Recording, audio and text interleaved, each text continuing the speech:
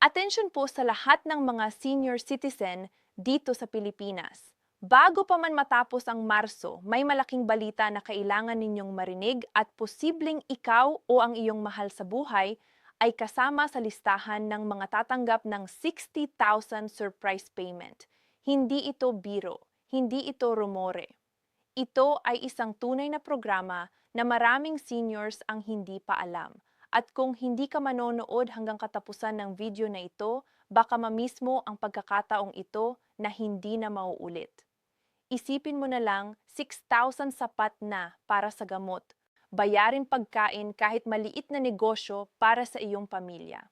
Pero ang malungkot na katotohanan, maraming eligible seniors ang hindi nakakakuha dahil lang sa hindi nila alam kung paano mag-apply, sino ang kwalipikado at saan pupunta para maklaim ito. Kaya nandito ako ngayon para ibigay sa inyo ang kumpleto, tama at pinaka-updated na impormasyon tungkol sa surprise payment na ito. Sino ang kasama? Ano ang mga requirements? Kailan at saan ito makukuha? Lahat ng sagot nasa video na ito. Huwag hayaang lumipas ang Marso nang hindi mo alam ang iyong mga karapatan bilang senior citizen. I-like ang video na ito ngayon para makatulong sa ibang seniors na makita rin ang importanteng impormasyon na ito at baka ikaw ang makaligtas sa kanilang buhay. Mga kaibigan, kung nanonood kayo ngayon, ibig sabihin ay sapat ang inyong pagmamahal sa inyong mga mahal sa buhay. O baka ikaw mismo ay isang senior citizen na gustong malaman kung totoo ba ang lahat ng narinig mo. At ang sagot ko sa inyo ngayon ay oo, totoo ito.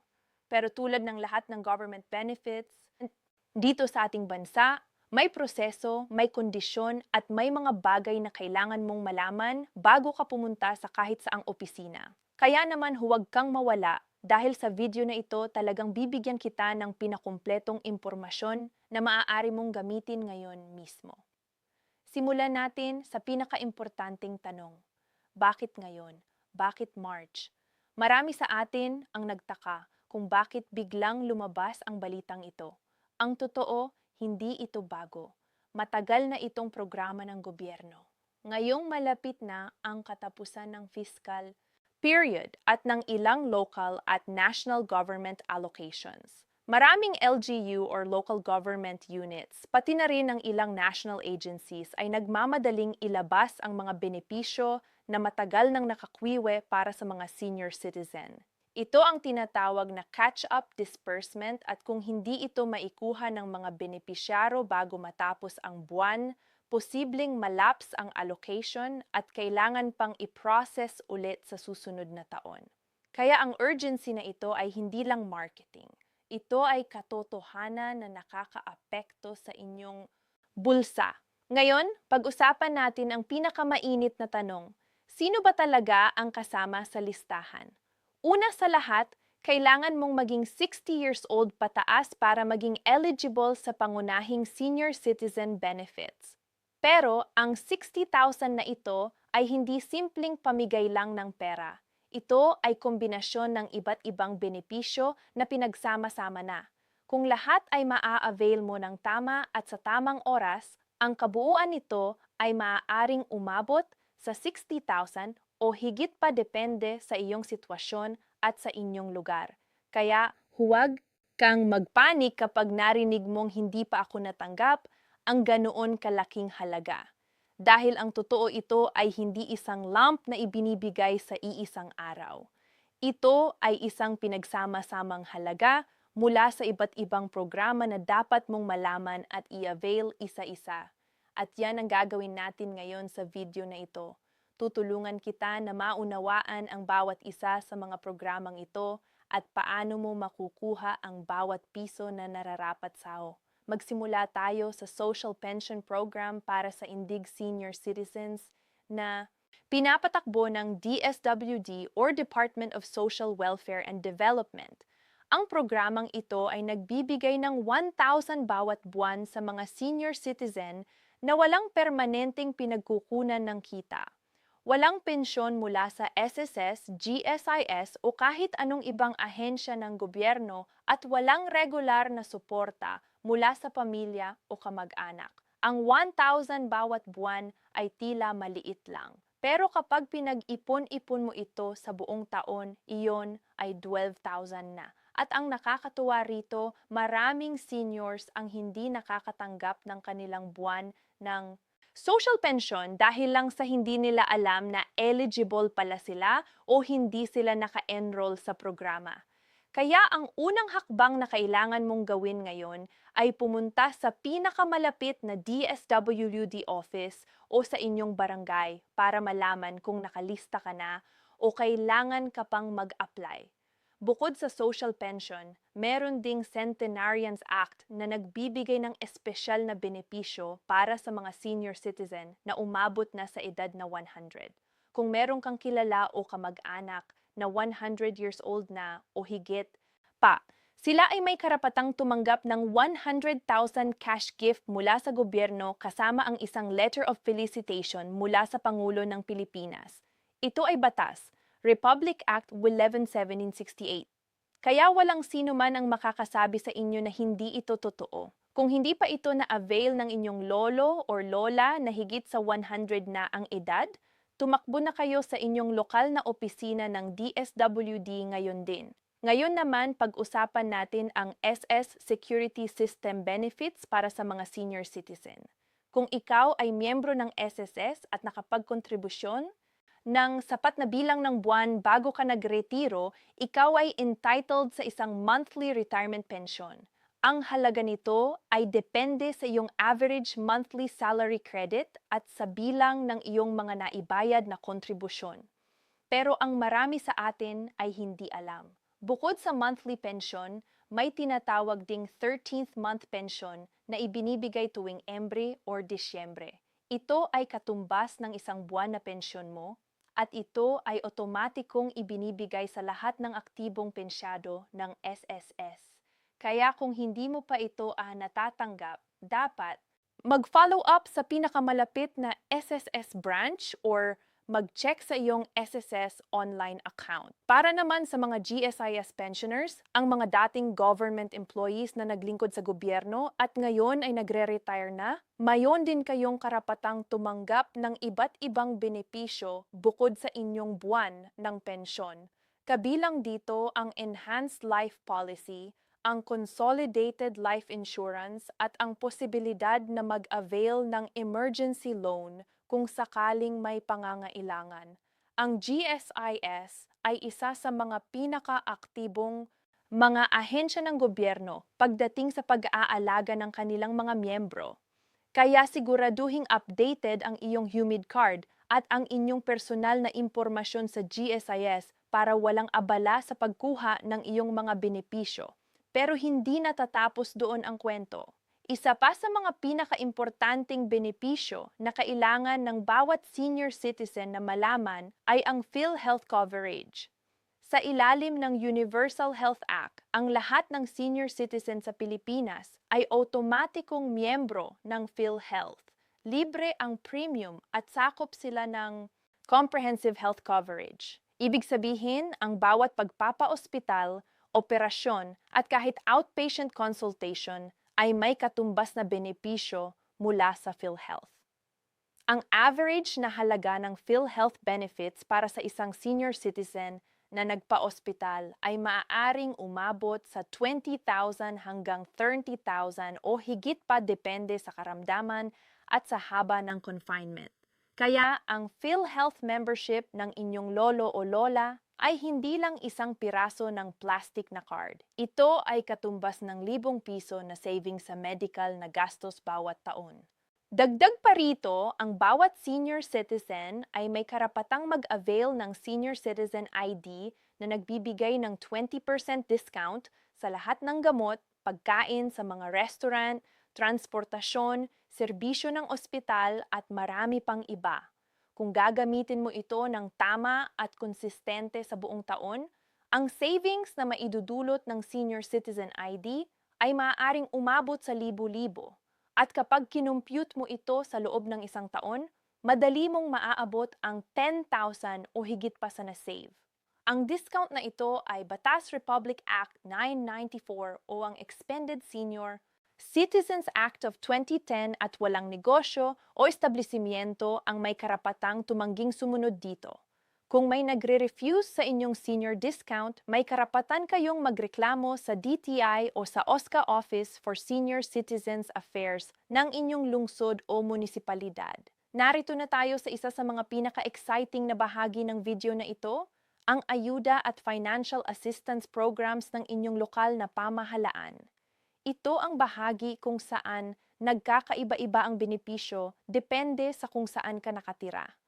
Maraming LGU sa buong Pilipinas lalo na ngayong malapit na matapos ang Marso. At ang unang quarter ng taon ay naglalabas ng special cash assistance programs para sa senior citizens. Ang halaga ay iba-iba. May nagbibigay ng 3,000, may 5,000 at may ilang LGU na nag-o-offer pa ng mas malaki depende sa budget ng kanilang lokal na pamahalaan. Ang pinakamagandang paraan para malaman kung may ganitong programa ang inyong lugar ay ang direktang makipag-ugnayan sa inyong barangay captain o sa OSC ng inyong munisipalidad. Huwag hintayin na may darating sa inyong pintuan. Pumunta kayo at itanong ng personal dahil maraming benepisyo ang hindi na ihahatid dahil lang sa walang pumupunta para kumuha. Ngayon, pag-usapan natin ang isang bagay na maraming senior citizen ang hindi alam, ang kanilang karapatang mag-avail ng libreng gamot mula sa mga government health centers at hospital. Ang Department of Health ay may programa na tinatawag na Malasakit Center na makikita sa mga piling government hospitals sa buong bansa. Ang Malasakit Center ay tumutulong sa mga pasyente na ma-access ang lahat ng available na financial assistance mula sa PCO Medical Assistance Program, PhilHealth Benefits, DSWD Assistance at PAGCOR Medical Assistance sa iisang lugar lamang. Para sa mga senior citizen na may matinding karamdaman at may mataas na medikal na gastos, ang Malasakit Center ay maaaring makatipid ng 10,000 hanggang 1,000 para sa kanilang pamilya. Kaya kung may pamilyar ka na senior citizen na kasalukuyang nagpapagamot sa isang government hospital, itanong yan kaagad kung mayon silang NSA Malasakit Center at huwag palampasin ang pagkakataong ito. Meron din tayong pag-uusapan tungkol sa PCSO o Philippine Charity Sweepstakes Office. Maraming senior citizen ang PCO ay nagbibigay ng individual medical assistance para sa mga pasyenteng nangangailangan ng financial help para sa kanilang gamot, operasyon, chemotherapy, dialysis, at iba pang mataas gastos na medikal na pamamaraan. Ang proseso ng pag-apply ay medyo simple. Kailangan mong pumunta sa pinakamalapit na PCO branch. Magdala ng iyong medical abstract o doctor's prescription, iyong senior citizen ID at isang valid ID. Anong umumala ng assistance aning depende sa inyong pangangailangan at sa available na pondo. Pero maraming benepisyaro ang nakatanggap ng 5,000 hanggang 20,000 na tulong para sa kanilang gamot at medikal na gastos. Isang mahalagang bagay pa ang gustong sabihin ko sa inyo. Ang kahalagahan ng regular update ng iyong senior citizen ID at ng iyong record sa OSCAR. Maraming seniors ang hindi nakakatanggap ng kanilang mga benepisyo dahil ang kanilang impormasyon sa sistema ay hindi na updated. Kung nagbago ang iyong address, ang iyong civil status o anumang personal na impormasyon, kailangan mong agad na i-update ito sa OSCAR ng inyong lugar. Ang isang maling address o isang lumang numero ng telepono ay sapat na para mawala sa inyo ang isang importanteng notification tungkol sa inyong mga benepisyo. Kaya gawin na ito ngayon. Huwag maghintay pa. Ngayon, kung ikaw ay nagmamahal sa inyong lolo, lola, magulang o kahit anong senior citizen sa inyong buhay, gusto kong bigyan kita ng isang napaka-importanteng payo. Maging boses nila. Maraming senior citizen ang nahihiyang pumunta sa mga opisina. nahihirapang lumakad o hindi alam kung sino ang kausapin. Ikaw ang maaaring maging tulay nila sa mga benepisyong nararapat sa kanila. Samahan mo sila. Tulungan silang i-process ang kanilang mga papeles. Siguraduhing hindi sila naiiwanan ng sistema na dapat ay naglilingkod sa kanila. Dahil ang mga senior citizen natin, ang ating mga lolo at si lola ay nagbayat yung kanilang buwis, naglingkod sa lipunan at itinayo ang bansang ito para sa ating lahat. Nararapat lamang na ngayon sa kanilang katandaan ay bigyan natin sila ng pagpapahalaga at iiyakin nating makukuha nila ang lahat ng benepisyong inilaan para sa kanila. Bago tayo magtapos, gustong i-recap ko ang lahat para mas malinaw. Ang 60,000 na banggit natin ngayon ay hindi isang direktang bayad na darating sa inyong pintuan bukas ng umaga. Ito ay isang kumpletong halaga ng lahat ng benepisyo na nararapat sa isang senior citizen. Ang social pension, ang PhilHealth benefits, ang LGU assistance, ang PCSO medical aid, ang SSS o GSIS pension bonuses, at ang iba pang programa kapag lahat ay na-avail ng tama at sa tamang panahon. Ang pinakamagandang bagay rito, lahat ng ito ay legal. Lahat ay tungkulin ng gobyerno at lahat ay nararapat sa bawat senior citizen sa bansang ito. Hindi mo ito kailangang pagsikapang makuha bilang isang pabor. Ito ay inyong karapatan bilang isang mamamayan ng Pilipinas. Kaya ang tawag ko sa inyo ngayon, kumilos na pumunta sa inyong barangay. Makipag-ugnayan sa Oscar ng inyong lugar. I-verify ang inyong record sa SSS, GSIS o PhilHealth. Alamin kung may special ayuda ang inyong LGU ngayong Marso. At higit sa lahat, huwag hayaang lumipas ang buwan na ito nang hindi ninyo alam ang inyong mga karapatan dahil ang bawat piso ng benepisyong hindi mo nakuha ay isang piso na nawala sa inyong pamilya, sa inyong kalusugan, at sa inyong dignidad bilang isang senior citizen. Salamat sa inyong panunood hanggang makatapusan na ng video na ito.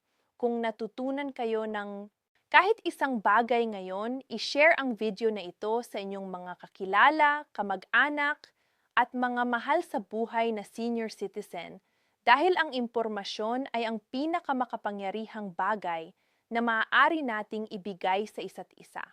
At kung mayroon kayong mga tanong o gustong ibahagi ang inyong karanasan sa pagkuha ng mga benepisyong ito, ilagay sa comments ang inyong mensahe.